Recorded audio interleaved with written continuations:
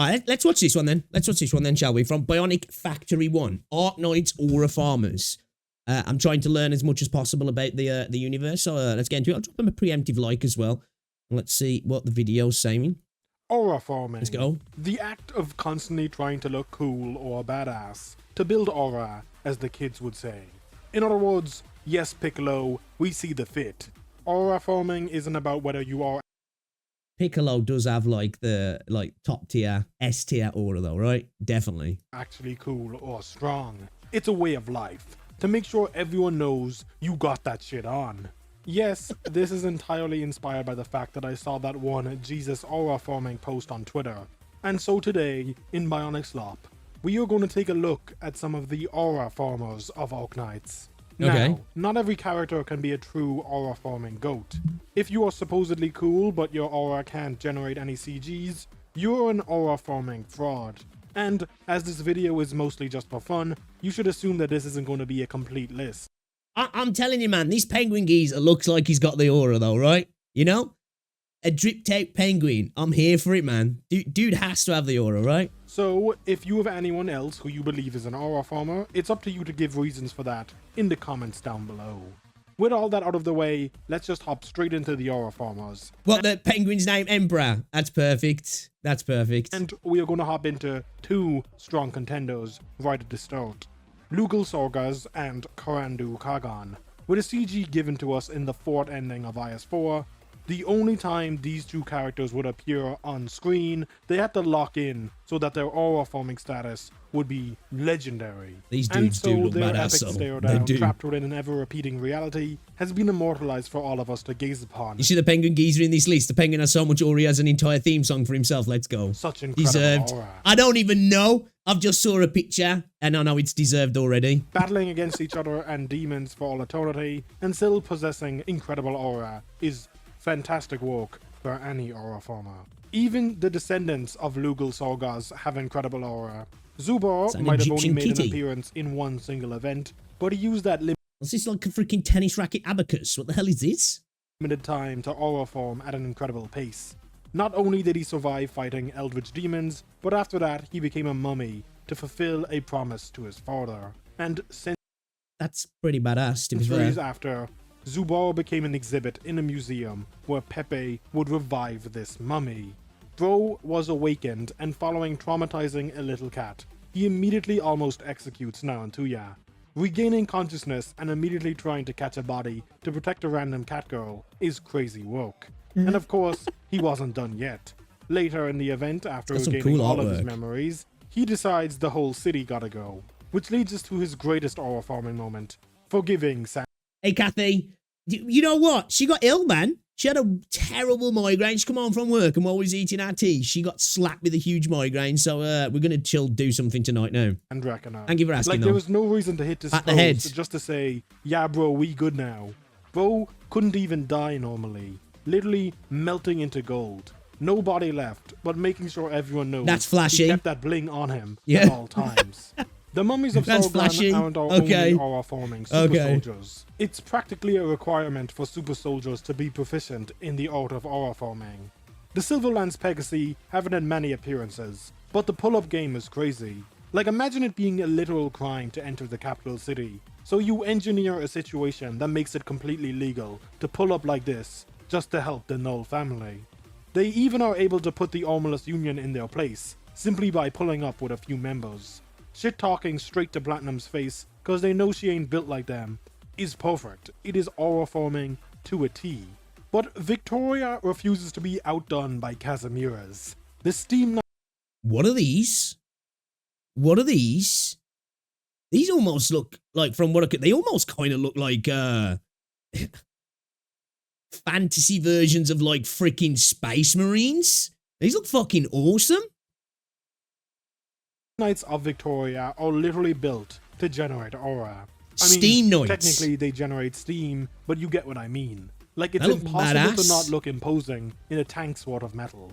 Okay, Even just a chest that's piece cool. of an old suit gives you an idea of Was that like some freaking steampunk Gundam then?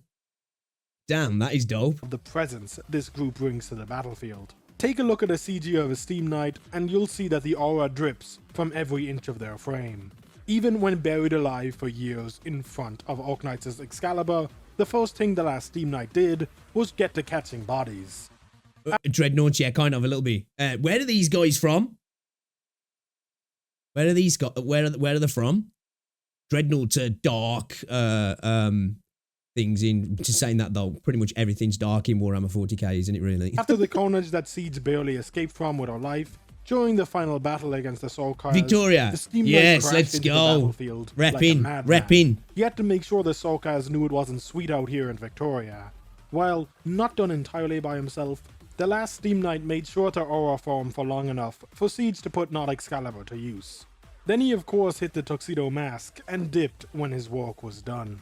The Abyssal Hunters, as we know, be doing too much at all times to make sure you know they got that shit on them. Like, you can't convince me Spectre using a chainsaw as a mode of travel is for anything other than aura forming. We know you are super fast. You are actively slowing yourself down for this move. The worst offenders are of course Gladia and Ulpanius. Gladia be making sure she looks like a supermodel no matter what CG she appears in. Be it her getting interrogated, her kidnapping someone, or her like examining the slow degradation of her body. Vampire Hunter D or something? Ulpanius also treats aura forming like a way of life.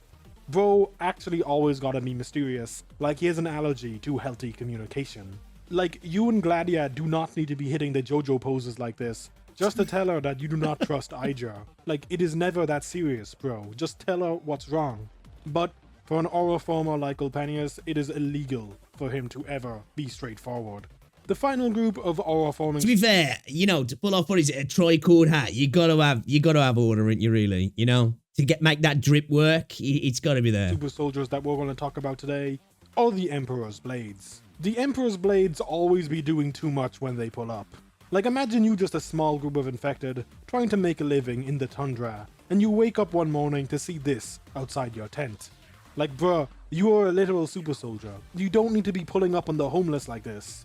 We all know that the I like this dude, you know, I'm gonna have to subscribe to this guy. Emperor's Blades is going to be treating the homeless like Batman treats henchmen, hitting them with a now talk after police brutality exam. But there is one who can out-aura form the Emperor's Blades. A true Giga Chad. One who requires no introduction, even though I've just given him one. Patriot. Bro ain't even trying to aura form.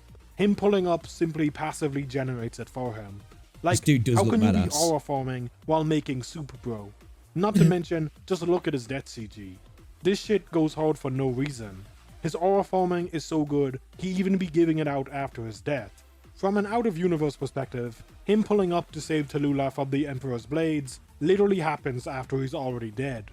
Not to mention his personal soldiers adding their aura to Rose Montes' so that she may perform acts of. These dudes almost look a little bit like Helgas here, these do, kind of. A little bit, sort of. Aura forming herself. Even to this day, Nez Salam, one of the Sorkars leaders, is aura forming. There's a statue of him at the beginning of it. Oh, is that? I missed that. I trained that by head. I missed that. See, like, the thing with Enfield, because I'm so excited about the game, I made an effort to try and ignore as much of, like, the story stuff as I could, because I really wanted to appreciate it for what it is when it launches. Because, like, usually when I get access to, like, betas and alphas and test phases of games, if the game, like, chucks you into some story stuff, I try not to pay attention. I actively, like, make sure I'm chatting to stream, and so, like, I can appreciate it when the game launches rather than going through it, like, second or third time kind of thing. Really, I'm gonna have to watch a video then, because yeah, I probably looked straight at it and didn't connect it. Okay. Patriot, truly a legend of the aura. Oh, that. Okay, yes. All right, yeah. I remember now. Yeah, I remember saying that. Actually, that's fucking badass. Okay, yeah, I remember. And speaking of those who benefited from Patriot's aura, Tallulah and the Black Snake. Tallulah has been aura forming since she killed. That's my guy. Who, as the Black Snake, decided to lock in for his. Bro's got that much aura. He's got a. Okay, all right. CG. Yeah, okay. Bro had the Dude's aura definitely form got aura. in his body one last time before possessing Tallulah. Since then, Tallulah, while possessed, managed to do a massive amount of aura forming, from pulling up on Rhodes Island with the whole squad to showing off the power of her flames against Chen. The Black Snake fully emerging from Tallulah during the climax against Chen and Amiya, also got to show us just how dedicated to the aura forming lifestyle the Black Snake was. Tallulah even got a mean-looking mugshot. Enfield is more like a spin-off to Arknights. And despite mellowing out since her time as the leader of Reunion, Tallulah can still go pose for pose. Hey, if they bring this world building over, I'll be happy. And speaking of her, Eblana is the definition of aura forming. She's been sacrificing becoming an interesting and compelling character to purely spec into aura forming. Call her 007. 0 character moments, 0 story relevance, 7 aura forming CGs, and no, I am not making that up just for the bit, she actually has 7 CGs. Like, going pose for pose with your sister from across an entire country is crazy aura forming work. We shall be watching her career with immense interest. Hopefully, she'll transform some of this aura forming into character development, but without a doubt, we can expect more CGs of her in the future. I love some of the outfits on some of the characters as well. Without a doubt, become experts of aura forming throughout their long lives. Like, there is no CG with a Beast Lord that doesn't go crazy. Even that bum Zaro looks tough in CGs. That's fucking cool. At the very least, he can lock in. But because there are plenty of Beast Lords, let's use some examples. Gawain has 1 CG in the main story, so we had to lock in. Eblana. I mean, it's crazy woke to be aura forming for a literal child like this. Siege isn't even old enough to remember you doing all this for her, bro, so why are you? Then, after him, we got the High Priest. He be pulling up to the tribal leadership fight in a mess. Dude looks like he's ugly shit, bro. That's pretty badass. Okay. Looks like he's rolling up like the War Boys in 40k. Really escalating things from an honorable 1v1 to parry this, you fucking casual. Also, slight spoiler for the Donmeshi collab, how do you be aura forming while being turned into dinner? Legendary work right here. Even someone who you wouldn't think could aura form can get those insane pics. Dolly be aura forming for no reason. Right, like, proper orc style, you're yeah. An actual pink sheep. You do not need to be an aura forming goat like the rest of your kind, but he of course is. Dolly is aura forming off of an active volcano. You know you're him when you can surf on lava. And to round out my glazing of the Beast Lords, dude, what the fuck? This has no right to go this hard, man. What the hell? Oh my days, bro. Okay, I'm feeling Emperor. I ain't even played the game. Like I said, I've seen a few still images of him, and I'm loving this guy. It is, of course, my beloved Emperor. This image speaks for itself. Not only are you pulling up on the ops, you pulled up with the ops' entire family backing you. That is genuinely insane work. And if anyone brings up the CG of him getting bodied by the Rat King, it's false. No way. Not this time. We created it. It is all a government psyop to make you not think full slag. Okay. Him. Yeah. And the final character we will be talking about today. I'm rocking up with a Glock, yeah. The brother of Teresa and the leader of the Kazdal Military Commission. This man truly is a legend of the game. Potentially the biggest aura former in all of Arknights. Bro began aura forming since the minute he made an appearance.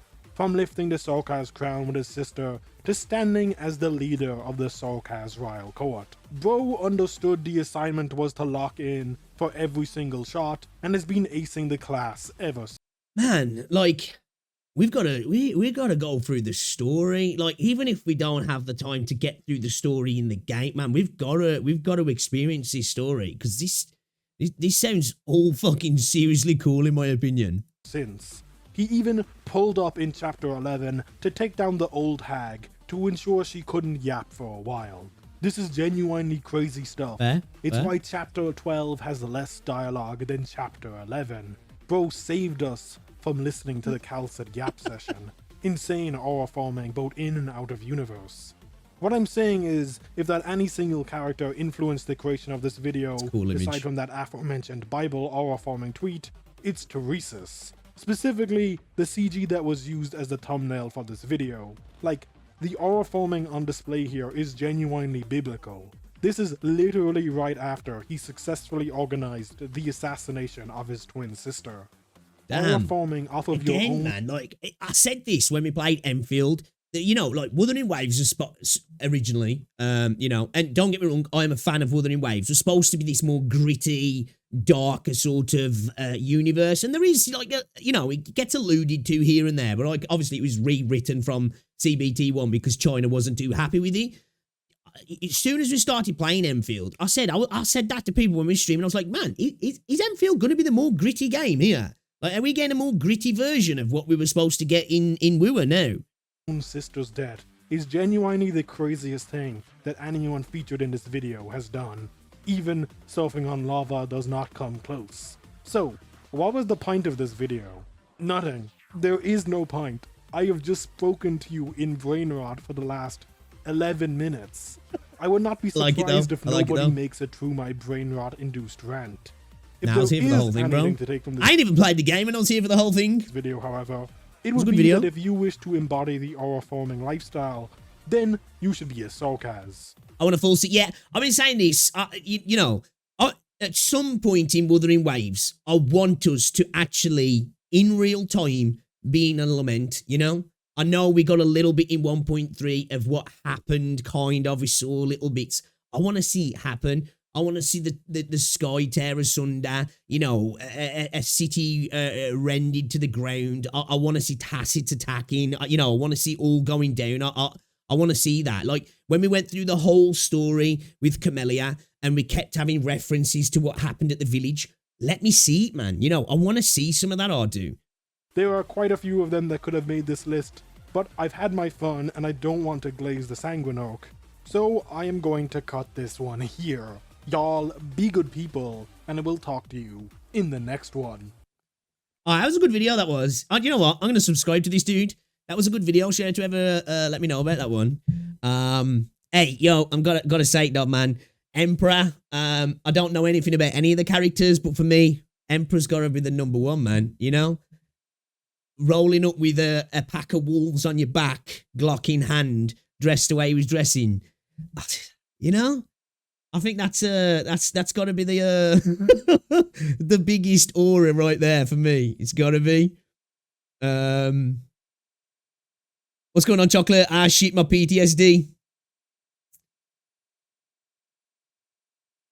I want a full scene of multiple deaths. Yeah, man. You know, yeah.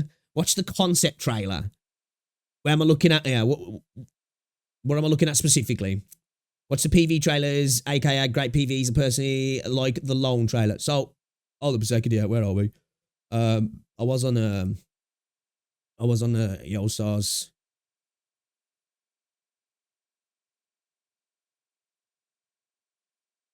What we got here? Playlist. Will I find them on here? Will I? Oh my god, they've got so many. First anniversary official trailers. This is what we're looking at here. This 135. 135. Oh my days, guys. Oh my days. That's a lot of trailers. That's a lot of trailers. That's a lot.